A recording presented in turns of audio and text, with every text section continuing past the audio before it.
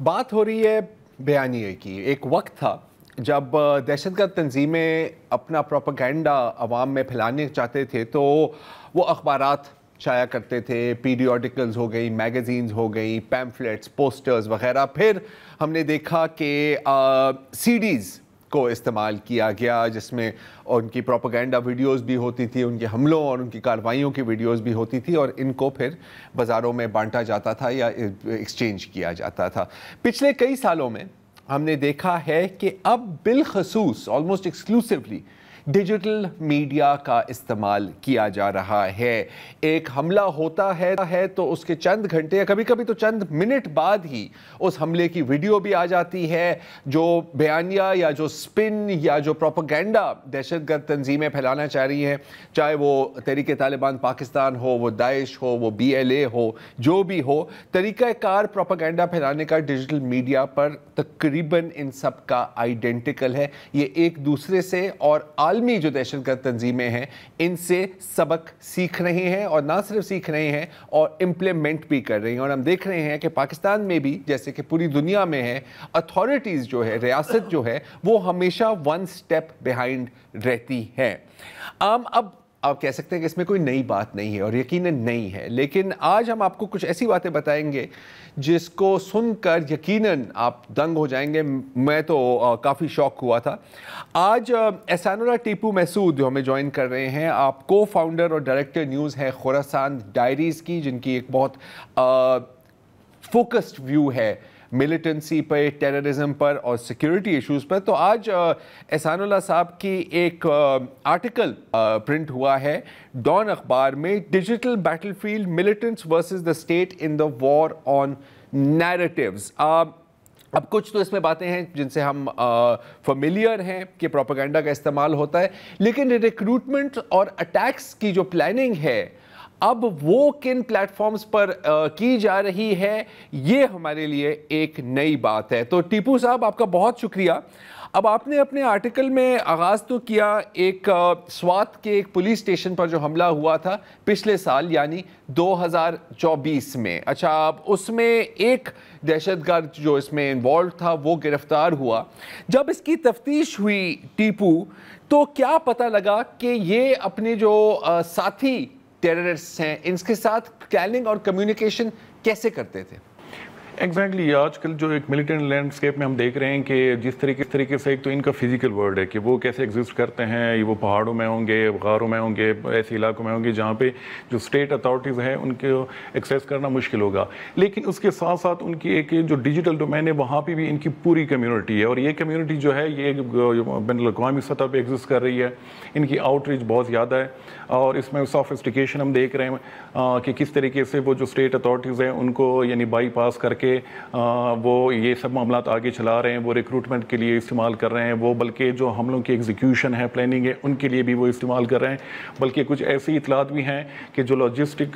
Support है वो भी वहाँ से यानी वो कम्युनिकेट करते हैं। सवात का जो इशू था तो उसमें भी यही हुआ था कि यानी पहली दफ़ा जो सिक्योरिटी ऑफिशियल्स हैं इन्वेस्टिगेशन के दौरान उनको चीज़ नज़र आई थी कि IEDs जो हैं इन्होंने अब पावर बैंक के ज़रिए भी वो बनानी शुरू किए हैं। PUBG में ऑनलाइन कम्युनिकेशन चैट रूम जो है उनको इस्तेमाल करके वो यानी रिक्रूटमेंट भी उससे करते हैं और एग्जीक्यूशन का पूरा जो प्रोसेस है वो भी एक दूसरे को बताते हैं। अब रिसेंटली यानी कुछ सीनियर जो पाकिस्तानी ऑफिशियल्स हैं जो बराह रास्त देख रहे हैं, जो नॉन स्टेट एक्टर्स हैं, चाहे वो ग्लोबल हो चाहे वो रीजनल हो, तो उनका ये दावा है कि जो लूडो स्टार है जो कि बड़ा पॉपुलर गेम है पाकिस्तान में और फैमिलीज जो हैं वो भी आपस में, मैं खुद भी पर्सनली अगर मैं तो कुछ अरसे पहले तक मैं खुद भी उसको यूज़ करता था अपने फैमिली के साथ, तो वहाँ पे भी यानी कि वो कम्युनिकेशन करते हैं, वो बैठ के यानी वही मामला चलाते हैं जिस तरीके से वो PUBG के ज़रिए वो करते थे। तो एक बहुत यानी मुश्किल वो है, एक बड़ा चैलेंज है स्टेट अथॉरिटीज़ के लिए। और मेरी पर्सनल असेसमेंट ये है कि पाकिस्तान के पास एक तो ये वाली कम्युनिकेशन उसको ट्रेस करना, ट्रैक करना, तो वो टेक्नोलॉजी भी नहीं है। तो मेरे ख्याल में एक बहुत बड़ा चैलेंज है और फ्यूचर में मुझे लग रहा है कि मज़ीद जो है इसकी वजह से जो बड़े तरस के हमले हैं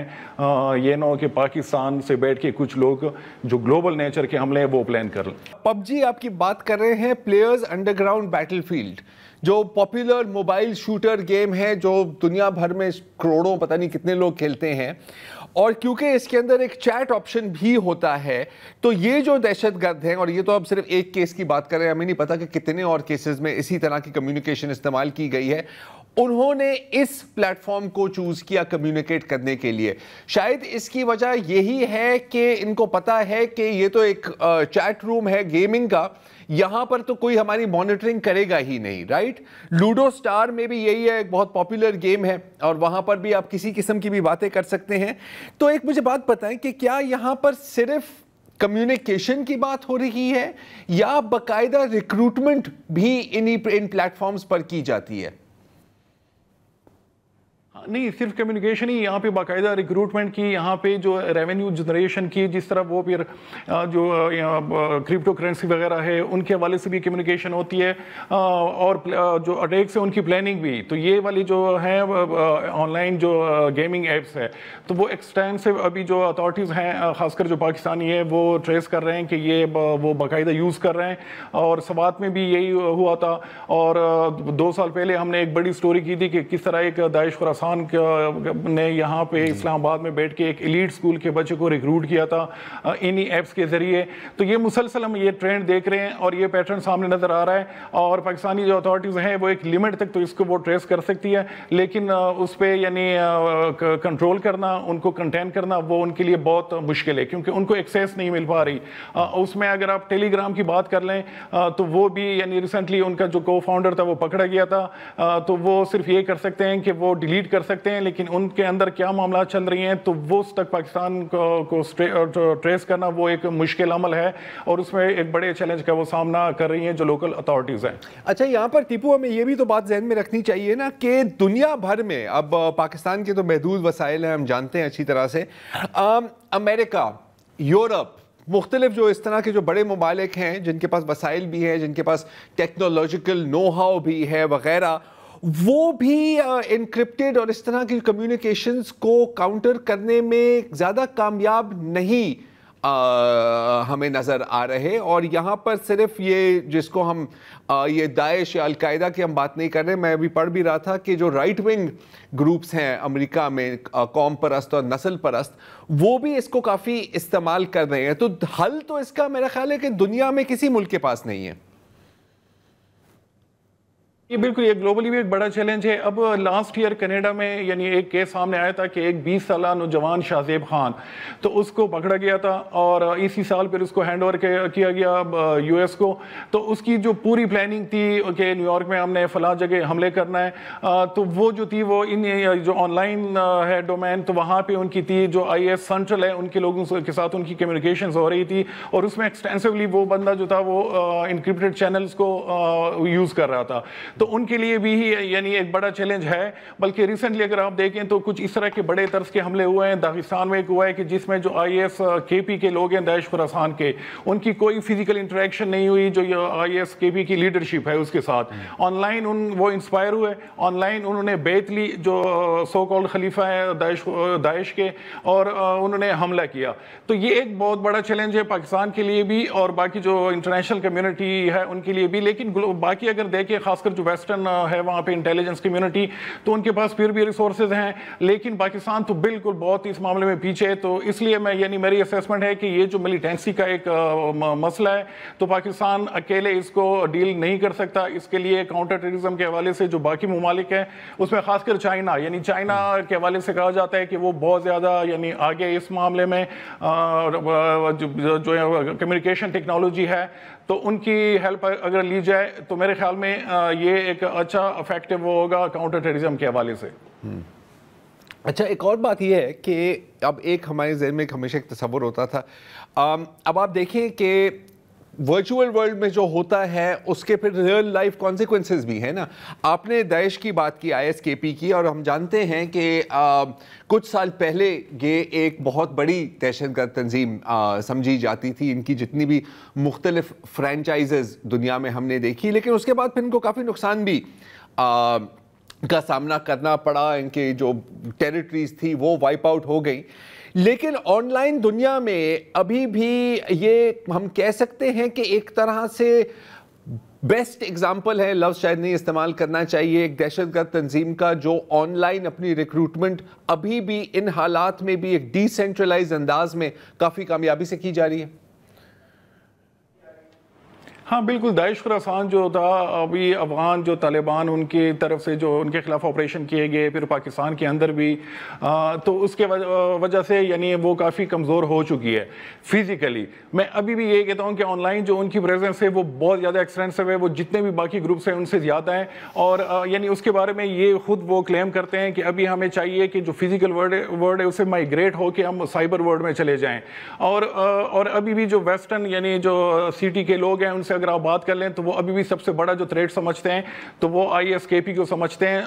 یعنی US ہو، کینیڈا ہو یا باقی جو کنٹریز ہیں یورپ کے، کہ مین لینڈ کے لیے وہ سب سے بڑا خطرہ ہے. اور مسلسل ان کی طرف سے اٹیمپٹس کی جاتی ہیں کہ آن لائن لوگوں کو انسپائر کر کے یعنی کہ وہاں پہ اور ویسٹرنائز جو ہیں وہاں پہ کہ آپ نے وہیں پہ لوکلی حملہ کر لیں. اب ریسنٹلی ایک اور یعنی آپ انٹرسٹنگ ایک وہ اسیسمنٹ آئی ہے US انٹیلیجنس کمیونٹی کی جانب سے، تو انہوں نے القاعدہ کے حوالے سے بھی، خاص کر جو ان کا یمن میں برانچ ہے، تو ان کے حوالے سے بھی یہ انہوں نے یعنی اسیسمنٹ دیے کہ یہ بھی بہت زیادہ آن لائن جو ہے یہ کام کر رہی ہے اور انسپائر کرنے کی کوشش کر رہی ہے کہ مقامی جو یعنی سٹیزن ہو، چاہے US کے ہو چاہے یورپ کے ہو، کہ اس کو اپنے حملوں کے لیے استعمال کر لیں. تو میرے خیال میں دونوں کی طرف سے کوششیں ہو رہی ہیں کہ وہ بجائے یہ کہ وہ فزیکلی اس میں زیادہ نقصان اٹھانے کا بھی خطرہ ہوتا ہے کہ ہم آن لائن جو ہے وہ اٹیکس جو ہیں وہ پلان کر سکیں اور اس کے ذریعے معاملات آگے بڑھا جا سکیں. ٹھیک ہے، ہماری گفتگو جاری رہے گی. Let's take a break. Welcome back. دہشت گردی کے فروغ میں اور دہشت گردی کی روک تھام میں ہائی ٹیک لیول پہ کیا چل رہا ہے، یہی ہمارا موضوع گفتگو ہے احسان اللہ ٹیپو محسود سے. احسان صاحب، میں نے آپ کا جو آرٹیکل ڈان میں پڑھا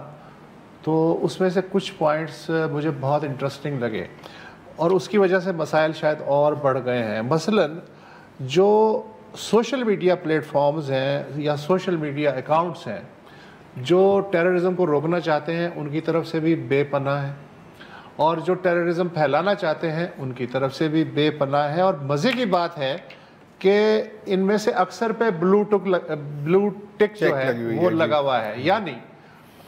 بلو چیک. اس کا مطلب یہ ہے کہ میں اگر ان اکاؤنٹس کو پڑھوں تو میں سیریسلی پڑھوں گا کہ یار بلو چیک لگا ہوا ہے، یہ ایسا ویسا اکاؤنٹ نہیں ہو سکتا. جو $5 مہینے میں آپ لے سکتے ہو.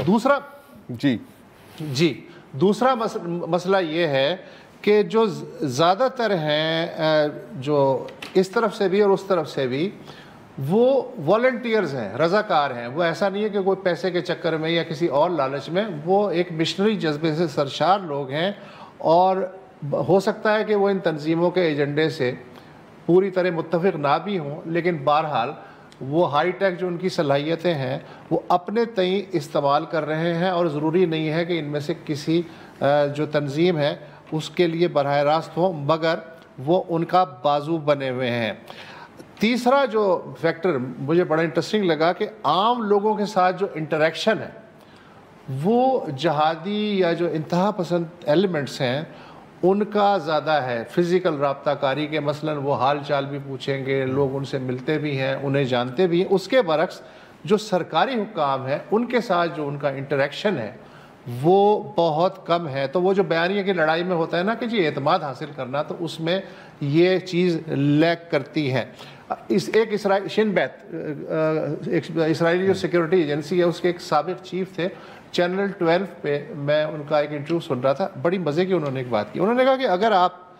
یہ جنگ جیتنا چاہتے ہیں تو آپ کو ہمیشہ دہشت گردوں سے 1 یا 1.5 ہاتھ آگے رہنا پڑے گا. اگر آپ یہ نہیں کر سکتے تو آپ، میرا خیال ہے، گھر بیٹھیں. ہمارے یہاں مسئلہ یہ ہے کہ جو ادارے ہیں یا ان سے منسلک افراد ہیں یا ان کے جو ہے ویل وشرز ہیں، وہ اپنی انرجی کہاں لگا رہے ہیں؟ جڑ سے اکھاڑ دیں گے، کمر توڑ دیں گے اور برداشت نہیں کریں گے. یہ وہ سمجھتے ہیں یہ سب کہہ کے کہ ان کا گویا مشن پورا ہو گیا. تو یہ کتنی بڑی رکاوٹ ہے اس جنگ کو جیتنے میں. بالکل یہ یعنی جو تین آپ نے جو فیکٹرز یا وہ پوائنٹ جو آپ نے ہائلائٹ کیے میرا خود بھی یہی تھا کہ اس پہ زیادہ فوکس ہو. فزیکل میں اگر اس کی ایکسیس کی ایک بات وہ بتاؤں کہ وزیرستان کی اگر مثال ہے, میں خود وہیں سے ہوں, کہ وہاں پہ جو ڈی سی ہے یا تحصیلدار ہیں یا وہاں پہ ڈی پی او وغیرہ یا باقی جو سیکیورٹی فورسز ہیں تو وہ خود یعنی باہر جو ہے وہ نقل و حرکت نہیں کر سکتے, لیکن جو پاکستانی طالبان کے لوگ ہیں وہ آپ کو وہاں پہ نظر آئیں گے کیونکہ لوکل بھی ہیں اس میں. تو میرے خیال میں کہ یہ وہ جو ہے اس کی وجہ سے یعنی ان کی ایکسیسیبلٹی, ان کا پروپیگنڈا وہ لوکل لوگوں کو زیادہ میسر ہے بجائے یہ کہ اسٹیٹ کیا چاہ رہا ہے اور ان کا ناریٹو کیا ہے. اور اکثر ہم یہ بھی دیکھتے ہیں جو اسٹیٹ کا ناریٹو ہے وہ آرگینک طریقے سے آگے سامنے نہیں آتا کہ جس پہ بندہ یقین کر سکے. تو اور ہمیشہ یعنی یہاں پہ یعنی اس کی وجہ سے ایک جو ریاستی ادارے ہیں ان کو یعنی بیک فٹ پہ جانا پڑتا ہے. اس میں یعنی جو جہادسٹ ہیں وہ ان کو یہ چیز ریئلائز ہو چکی ہے کہ جو آج کا نوجوان ہے, جنریشن زی ہے, ان کا زیادہ تر جو ٹائم ہے وہ اسکرین کے سامنے بیٹھ کے گزرتا ہے. تو اس کو بھی ہم نے ایکسیس کرنا ہے, کس طریقے سے کرنا ہے, ان کے لیے انہوں نے مختلف چینلز وہ چیزیں بنائی ہیں, ٹولز وغیرہ. لیکن جو ریاست ہے اس کے حوالے سے ہم کہیں پہ بھی نہیں دیکھ رہے کہ وہ کیسے یہ جو ینگ جنریشن ہے اس کو انگیج کر رہی ہے. میں ایک جرنلسٹ ہوں اور میں کانفلکٹ کو کور کرتا ہوں تو میرا خود بھی فوکس ہوتا ہے کہ ڈیجیٹلی میں سیکیور ہوں, لیکن یہاں پہ جو ہمارے میڈیا کے ادارے ہیں کسی نے یعنی میں نے نہیں دیکھا کہ کہیں پہ انہوں نے ٹریننگ دی ہو جو جرنلسٹ ہو. لیکن میں خود بھی یعنی خود کو آن لائن سیکیور کرانے کے لیے مجھے یعنی 2-3 موقعوں پہ مجھے جانا پڑا جو جہادیس کے کمیونیکیشن چینلز ہے اس کے اندر کہ وہاں پہ انہوں نے پورے پروٹوکول شیئر کیے ہوتے ہیں کہ کیسے آپ نے آن لائن خود کو سیکیور رکھنا ہے. تو یہ والی چیزیں ہیں کہ جہاں پہ جو اسٹیٹ اتھارٹیز ہیں وہ ہمیں یعنی پیچھے نظر آ رہی ہیں اور جو جہادیسٹ ہیں وہ آگے نکل گئے ان سے. اور یہی چیز یہ صرف یعنی بندوق والی جو لڑائی ہے وہاں تک چیزیں محدود نہیں رہی, بلکہ آپ کو جو آن لائن ڈیجیٹل ڈومین ہے وہاں پہ بھی بڑے سوفسٹیکیٹڈ طریقے سے ان کو کاؤنٹر کرنا ہوگا, جو کہ انفارچونیٹلی وہ چیزیں ہمیں نظر نہیں آ رہی. بہت بہت شکریہ اجازت لیں محسود. اور ایک اور بس میں ایک آخری میں چیز مینشن کرنا چاہوں, آپ نے جو بات کی نا وہ سر بلو چیکس کی, ایلون مسک نے کے ٹویٹر ٹیک اوور سے پہلے آپ کو یاد ہے کہ جب بلو چیک لینے کے لیے آپ کو کافی کام کرنا پڑتا تھا, اور جو بیننگ آف اکاؤنٹس تھی اسپیشلی ٹیرر اکاؤنٹس یا ہیٹ اکاؤنٹس وہ کافی تیزی سے ہو جاتی تھی. مجھے یاد ہے کہ احسان اللہ احسان کے کوئی 4 اکاؤنٹس میرے سامنے بین ہوئے ہیں, پھر وہ دوسرے نام سے آ جاتا تھا. اب کیا ہوا ہے کہ آپ میں کوئی بھی $5 ماہانہ میں ایک بلو چیک خرید سکتے ہیں اور مجھے پھر بین کرنا بڑا مشکل ہو جائے گا. اچھا ایلون مسک نے یہ کیا تاکہ یورپین اور وائٹ رائٹ ونگ کو تھوڑا سی کے لیے بھی آسانی پیدا ہو, لیکن اس کی آڑ میں پوری دنیا کی جو دہشت گرد تنظیمیں ہیں وہ اس کا فائدہ اٹھا رہی ہیں. اس کو کہتے ہیں law of in intended consequences. ایک وقفہ لیتے ہیں اور پھر آپ کو بتاتے ہیں کہ جولائی میں جو ایک بہت ہی خوفناک قتل کا کیس منظر عام پر آیا تھا بلوچستان میں, اس وقت اس کے بارے میں کیا ہو رہا ہے.